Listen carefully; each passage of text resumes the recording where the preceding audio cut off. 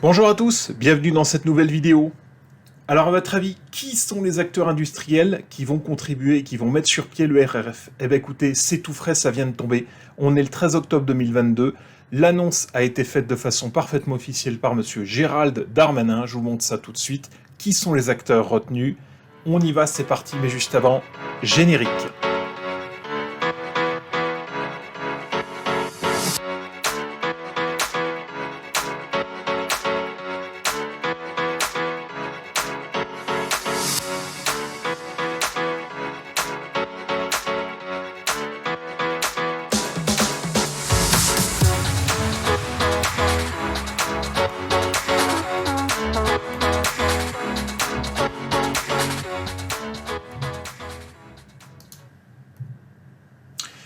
Alors, le RRF, pour ceux qui n'ont pas suivi, j'ai déjà fait 2 vidéos sur le sujet, n'hésitez pas à les voir. 2 vidéos qui ont été un peu longues. La première qui contient quelques propos erronés, la seconde qui corrige les premiers propos. Il y avait notamment les 2 noms des opérateurs de référence qui ont été nommés Orange et SFR dans la première vidéo. C'est faux, en fait, je vous spoil un petit peu la fin. C'est pas Orange SFR, c'est Orange et Bouygues Télécom. Donc c'est l'erreur, une des erreurs qu'il y avait dans la première vidéo. Alors, qu'est-ce que c'est le réseau radio du futur, pour commencer? C'est quoi? Alors, RRF, ça veut dire tout simplement réseau radio du futur. C'est le futur réseau de radiocommunication de l'État français qui va opérer désormais en 4G, 5G. Il va remplacer le vieux réseau qui était fait par Airbus, qui était un réseau bas débit, qui utilisait la norme Tétrapol. Vous avez peut-être entendu parler d'Acropole, Tétrapol, Antares, INPT, Infrastructure nationale partageable des transmissions. Ce sont les différents réseaux qui constituent le réseau de communication de l'État français actuel. Concrètement, qu'est-ce qui va se passer? Les pompiers, les policiers, le SAMU, les forces de l'ordre, tout ce qui est forces de sécurité civile en général, ils vont désormais communiquer avec un smartphone, un appareil de ce type. Attendez, je vous le mets sur l'écran, comme ça. Donc ils vont abandonner leur bonne vieille radio Airbus et ils communiqueront avec des smartphones en 4G, 5G et 6G quand il y en aura. Ce réseau, il va s'appuyer sur la couverture mobile en France des 4 opérateurs, mais il y en aura 2 qui vont être pris en référence. 2, qui sont, je les ai cités, Orange et Bouygues Télécom. Voilà, ce sont les 2 opérateurs de référence. Il faut qu'il y ait une garantie de fonctionnement sur ces réseaux avec des temps de rétablissement de moins de 6 heures garantis par contrat. Bref, voilà. Il faut que ce soit hyper sécurisé puisque c'est là-dessus que vont s'appuyer la police, les pompiers, le SAMU et toutes les forces de sécurité civile quand il y a un accident, une catastrophe. Donc il faudra que ce réseau marche absolument. Hop. Alors, il y a eu une annonce officielle. Aujourd'hui même, à l'heure où je tourne cette vidéo, nous sommes le 13 octobre 2022. L'annonce officielle, elle a été faite par monsieur Gérald Darmanin lui-même dans un tweet. Le Gérald Darmanin qui est ministre de l'Intérieur, où il a signé avec les différents acteurs principaux, les grands acteurs industriels, les contrats qui vont lui permettre de développer le RRF, qui vont permettre à ces industriels de se lancer là-dedans. Alors, ils ont déjà commencé avant. Là, c'est vraiment l'officialisation. Il faut savoir que ça avait commencé un petit peu avant. Mais ça y est, c'est officiel. Alors, le RRF, il est prévu pour être livré en 3 lots. Je vais vous en parler tout de suite, lot 1, lot 2, lot 3. Le lot 1, c'est tout ce qui concerne la couverture réseau. Typiquement, les opérateurs, Bouygues Télécom, Orange, eux, ça va les concerner directement. Tout ça là, toute cette couverture réseau, c'est eux.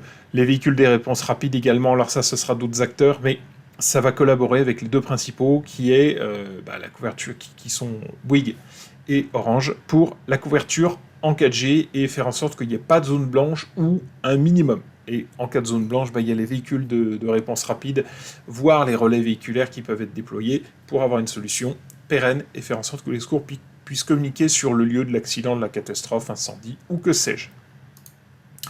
Ensuite, le lot 2, c'est tout ce qui est smartphone, accessoires, applications, smartphone, différents matériels, notamment la petite poire, ce qui s'appelle la poire pour communiquer en mode direct. Ça, là aussi, il va y avoir différents acteurs qui vont rentrer en ligne de compte. C'est ce qui va permettre notamment de communiquer en mode direct, d'avoir les applications, etc. Ensuite, l'O3, le système d'information et de gestion, tout simplement. Il y a toute une infrastructure informatique qui va être derrière tout ça, et tout ça, il faut que ça puisse communiquer avec des applications métiers, il faut que ça puisse être géré au niveau des utilisateurs, les différents SDIS, quand ils rajoutent un utilisateur, comment ils font, tout ça, ça va être le système d'information et de gestion qui va le gérer. Donc ça arrive, c'est le troisième lot. Quels sont les objectifs du RRF? Objectif 2024, faut simplement qu'il soit opérationnel pour la Coupe du Monde de rugby. Pas 2020. Oh, je me suis trompé d'ailleurs. C'est pas 2024, là en fait c'est objectif 2023. 2023, il faut qu'il y ait le déploiement de la version 1 pour la Coupe du Monde de rugby et déploiement dans la V2 cette fois-ci. Déploiement du RRF un petit peu étendu pour les JO de Paris qui se dérouleront durant l'été 2024. Donc a priori, sur les sites de compétition, si tout va bien, si le planning est respecté, les secours communiqueront avec des smartphones du RRF dès 2023 pour la Coupe du Monde de rugby et en 2024 pour les JO de 2024, donc tous les lieux où il y aura des compétitions. Voilà, je vous montre la carte. Là, vous trouvez les différents départements. Hein. Donc, on voit en bleu foncé les 12 départements qui vont être concernés pour la Coupe du Monde de rugby, donc sur lesquels le RRF devra être déployé dès l'année prochaine, en fait. Hein. Dans quelques mois, simplement. Hein. Ça fait 6-8 mois à peu près. Ça va aller vite. Un peu plus. Ensuite, JO 2024, cette fois-ci, c'est 10 départements supplémentaires, soit un total de 22 départements, sur lesquels sera déployé le RRF. Donc il faut absolument que la couverture des réseaux qui sont dans les départements qui sont concernés soit optimum afin que le RRF puisse être opérationnel. Alors du coup, qui sont les industriels retenus? Je vous ai un petit peu spoilé les opérateurs. On rentre dans le vif du sujet. Déjà les 2 opérateurs de référence. Je vous l'ai dit, Orange Business Service, c'est Orange tout simplement, et Bouygues Telecom. Sur ces réseaux-là, c'est sur ces 2 opérateurs de référence que le RRF va s'appuyer en priorité. Et il y aura les 2 autres, SFR et Free, qui eux viendront en complément, sur lesquels pourra s'appuyer le RRF en cas de panne. Mais c'est les 2 opérateurs de référence, à savoir Orange et Bouygues, il y a une garantie de fonctionnement. En cas de panne, il faut que le réseau soit rétabli en moins de 6 heures. En cas de difficulté, pareil, les opérateurs du RRF auront une vision directe. Ils auront accès à l'ensemble de l'infrastructure réseau.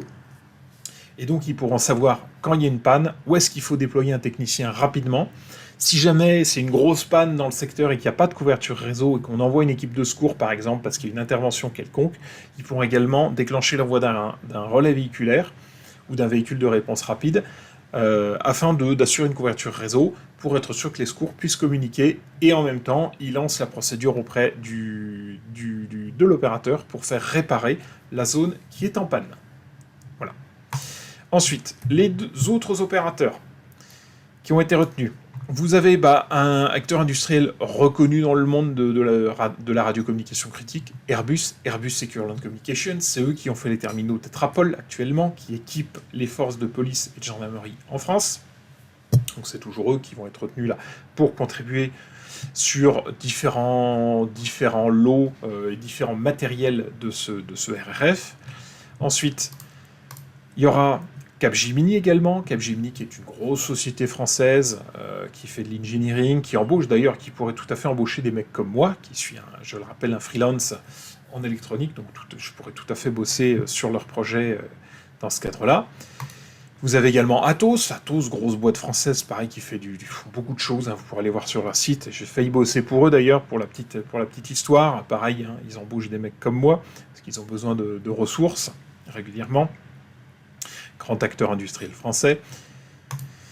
Et ensuite, il y a d'autres partenaires. Alors ça, je l'ai trouvé sur le communiqué officiel d'Airbus, je vous parlerai des communiqués après. Très intéressant. Dans le cadre du RRF, Airbus, au travers de son activité, fournira la solution permettant aux différents acteurs de communiquer au travers de ce nouveau réseau appuyé par une diversité de partenaires tels que Econocom, Prescom, Samsung, Streamwide, Capgemini. Voilà, il y aura tous ces acteurs. Streamwide. Capgemini procédera à l'intégration des différentes briques d'expertise apportées par l'ensemble des partenaires du projet, dont Dell Technologies, pour l'infrastructure virtualisée qui supportera les services de télécommunication 5G d'Ericsson. Vous voyez qu'il y a beaucoup de boîtes. Econocom, Prescom, Samsung, Streamwide, Capgemini, Dell Technologies, Ericsson, Airbus et tous les fournisseurs qu'il va y avoir à côté, puisqu'évidemment, sur ce genre de choses, il y a tout un tas de petits fournisseurs, de petits sous-traitants qui vont également bosser sur ce projet. Donc ça fait du monde, ça fait pas mal de monde. Voilà. Il y a des communiqués officiels qui ont été faits aujourd'hui même, pour aller voir. Les liens sont sous la vidéo. Airbus qui a fait un communiqué, Bouygues Télécom devient partenaire stratégique, blablabla, Orange Business Service, et enfin Capgemini. N'hésitez pas à les voir sur les sites officiels, je vous mets tous les liens, ça se passe sous la vidéo, et vous retrouvez voilà, chacun de ces communiqués que vous pourrez aller lire tranquillement. Maintenant, je termine cette vidéo, on est sur la fin. Un petit avis personnel.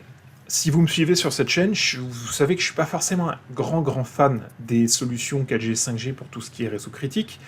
Celui-là, je pense qu'il est bien pensé, le RRF. Donc si jamais vous avez besoin de migrer votre vieux réseau PMR, analogique ou numérique, ou ce que vous voulez, Tetra, n'importe quoi, vers des technologies, vers 3G, 4G, 5G, et quand ça sortira 6G, privilégiez les opérateurs Orange et Bouygues. Pourquoi je dis ça? Parce que ces opérateurs, ils ont une garantie de fonctionnement, ou du moins un temps de rétablissement garanti par contrat, et ils sont censés pouvoir rétablir le réseau si ça tombe en panne rapidement.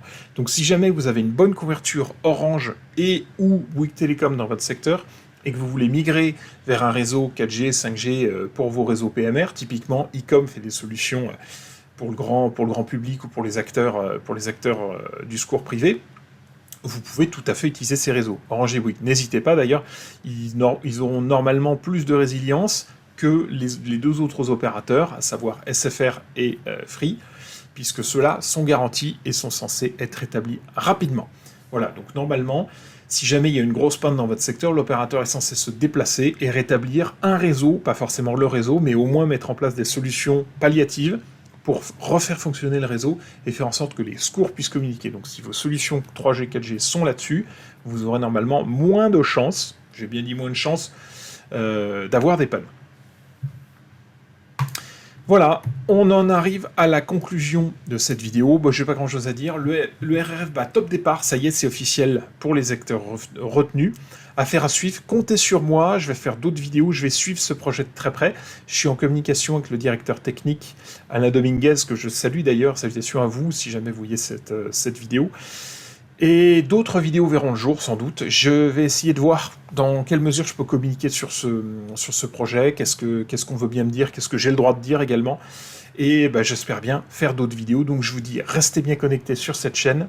D'autres vidéos devraient suivre dans le futur. Voilà. Merci à tous.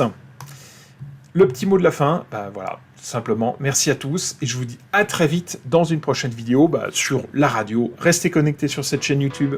Ciao à tous.